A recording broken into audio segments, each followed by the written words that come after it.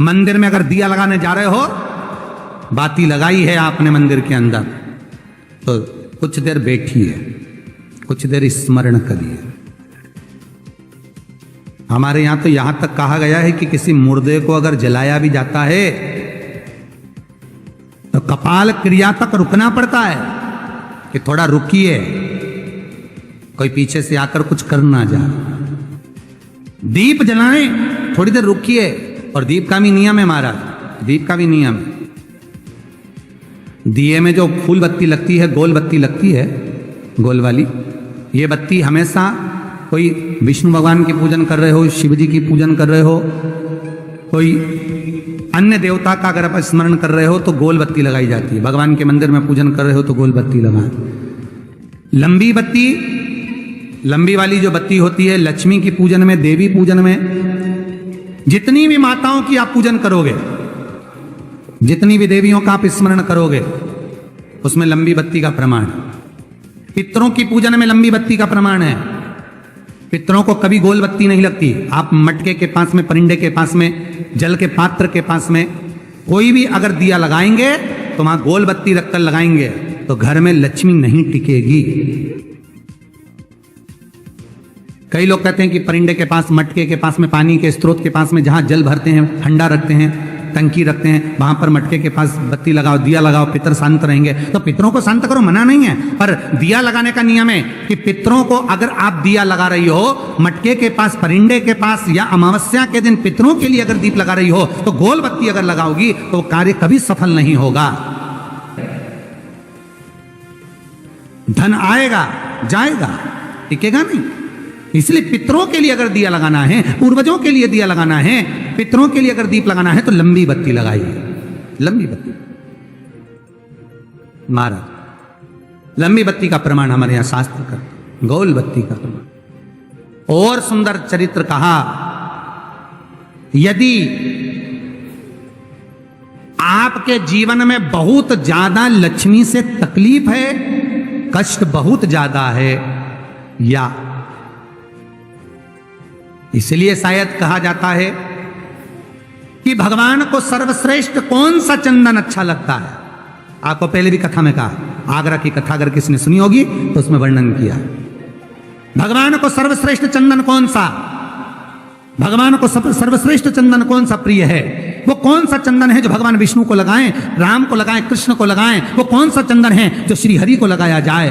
तो जीते जी भगवान विष्णु एक बार गले लगाते हैं, उसको कहते हैं हरि चंदन। कौन सा चंदन है? हरि चंदन। हरि चंदन बाजार में नहीं मिलेगा, हरि चंदन आपको बनाना पड़ेगा। कैसे बनाना है? तुलसी जब सूख जाए उसकी जड़ को निकाल लिया जाए, वो जड़ को पानी में धो लिया जाए, धोने के बाद उसको सिलवट्टे पर, पत्थर पर घिसा जाए और घिस कर उसमें थोड़ा सा कुंकू, रोली डालकर तैयार कर कर जो भगवान विष्णु के मस्तक पर, कृष्ण राम के मस्तक पर लगा देते हैं और उसकी एक बिंदी अपने हृदय पे लगा लेते हैं। जीते जी भगवान एक बार उसको गले लगाते ही हैं। हरि चंदन प्रियता है। जैसे शिव महापुराण में रुद्र चंदन का भाव है, शिव महापुराण में रुद्र चंदन का प्रमाण दिया जाता है। अगर आपने लिंग पुराण पढ़ी हो तो उसका 5वां स्कंद अवश्य पढ़िएगा महाराज, और शिव महापुराण अगर पढ़ रहे हो तो उसका कुमार खंड पढ़िएगा जिसमें रुद्र चंदन का प्रमाण है। रुद्र चंदन कैसा, रुद्र चंदन का प्रमाण कैसा? तो महाराज कहा, चंदन घिसकर, पीला चंदन घिसकर उस चंदन को 3 मुखी रुद्राक्ष पर लपेट लिया जाता है। 3 मुखी रुद्राक्ष पर उस चंदन को लपेटा जाता है। लपेटोगे उसके बाद उसको ऐसा गोल करोगे तो एकदम चिकना हो जाएगा, एकदम चिकना, ठीक है, एकदम चिकना हो जाएगा। और उस चंदन को आप शिवरात्रि के दिन, और कोई से भी महीने की शिवरात्रि, किसी भी महीने की हो, सब फलदायी होती है। अगर आप पंचांग में देखेंगे तो शिवरात्रि लिखी हुई आती है, हर महीने शिवरात्रि पड़ती है। किसी भी महीने की शिवरात्रि पर रुद्र चंदन, अर्थात जो चंदन का आपने 3 मुखी रुद्राक्ष में लेपन करा है, उसका गोला बनाया है, वो चंदन अच्छा मोटा मोटा कर लेना, अच्छा बढ़िया, ऐसा नहीं कि थोड़ा बहुत ही लगाओ, पूरा रुद्राक्ष दिखना नहीं चाहिए, पूरा लपेट कर उसको शंकर के शिवलिंग पर ले जाकर रख दीजिए और फिर धीरे धीरे शंकर भगवान का जल अभिषेक करना प्रारंभ कर दीजिए। वो चंदन पूरा धीरे धीरे शंकर के शिवलिंग पर डलना चाहिए। शंकर के मूल मंत्र श्री शिवाय नमस्तुभ्यम का जाप करिए। यह कहलाता है रुद्र चंदन। इस चंदन के अभिषेक से महाराज जो काम नहीं होता आप कर कर उस कार्य को प्राप्त कर सकते हो, सिद्ध कर सकते हो। रुद्र चंदन, हरि चंदन, रुद्र चंदन, ये वो चंदन है जो जीवन का सुख प्रदान करने वाले, हरि तत्व देने। मंगल है, राहु है, केतु है, दशा बेकार चल रही है, लक्ष्मी नहीं आ रही, कष्ट बहुत है, फैक्ट्रियां नहीं चल रही, कहीं मत जाओ।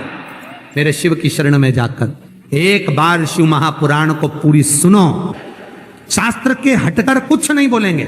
जो शास्त्र सम्मत है, स्कंद पुराण में, विष्णु पुराण में, नर्मदा पुराण में, लिंग पुराण में, शिव महापुराण में, भविष्य पुराण में जितनी जितनी बातें लिखी होती है उसको छाट छाट कर लेकर आते हैं, आपको बता देते हैं कि आप ये कर लो, उससे फायदा मिल जाएगा। कोई ज्योतिषी नहीं, कोई कुछ नहीं, बस केवल भजन करो, शंकर का अनुमोदन करो और विश्वास रखो शंकर पर, तो किसी को 1 रुपया देने की जरूरत नहीं पड़ेगी। भजन करो, विश्वास शंकर पर रखना, जन्म मरण और परण वो देगा, सुख वो देगा, समृद्धि वो देगा। जिसके घर में बहु रिद्धि सिद्धि हो, जिसके घर में अमोद और प्रमोद पोते हो, जिसके घर में शुभ और लाभ दरवाजे पर बेटे बनकर विराजमान होते हो, जिसके घर में स्वयं अखंड सौभाग्य देने वाली पार्वती हो, जिसके घर में लक्ष्मी देने वाली लक्ष्मी बेलपत्र के पेड़ के नीचे झाड़ू लगाती हो, जो स्वयं सरस्वती को स्वर प्रदान करता है, वो शंकर है। जब सब कुछ उसके पास में है, कुबेर का खजाना वो चोर को दे देता है। जब सर्वस्वता उसके पास है तो आप इधर उधर डोलते क्यों हो? क्यों डोलो? उस पर विश्वास रखो। वो शंभु, वो शंकर, वो त्रिकालदर्शी, वो कैलाशी, वो अविनाशी सुख देगा, आनंद देगा। पाने का तरीका केवल उसको रिझाओ। जो मंदिर आपसे दूर हो, जिस मंदिर में कोई नहीं जाता, जिस मंदिर में कोई दिया तक नहीं लगाता, उस मंदिर में तुम जाओ और उस मंदिर में एक दिन जाकर प्रकाश करता रहना, एक बार दिया जला कर आना, मंदिर की सफाई करी आना, शंकर जी पे जल चढ़ाकर उनको स्नान कराकर कोई पत्ती पेड़ पौधे के पास में तोड़ के चढ़ाए आना। 2-4 बार कर कर देखना कितना शांति, कितना धीरज, कितना आनंद, कितनी समृद्धि, कितनी लक्ष्मी मिलती है। तुम करोगे तुम्हारा पेट भराएगा, हम करेंगे हमारा पेट भराएगा। स्वयं करिए। तो आपको ये वीडियो कैसा लगा कमेंट बॉक्स में जरूर लिखिए। इस वीडियो को लाइक कीजिए, शेयर कीजिए, सब्सक्राइब करना ना भूलिए आपके चैनल EFC को। तो मिलते हैं अगली वीडियो में। जय हिंद।